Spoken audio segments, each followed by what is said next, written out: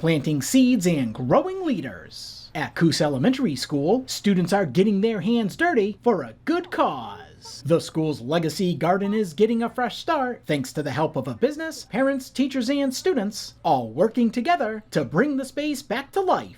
We planted peas, squash, pumpkins, and carrots and zucchini, and we spread it around the tiny seeds of the carrots.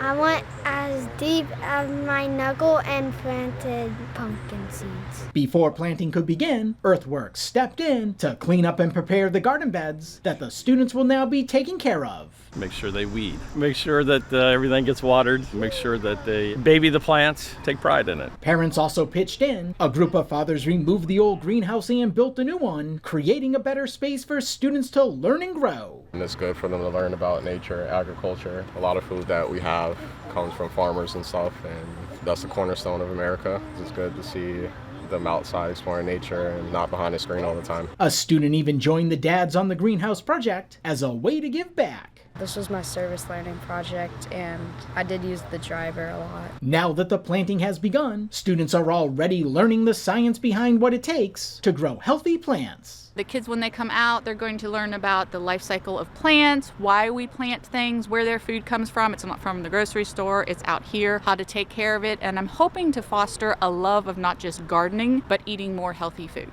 The garden also connects directly to Leader and Me. 2 years ago, the school earned the distinction of becoming a legacy school, an honor achieved by just 32 schools worldwide.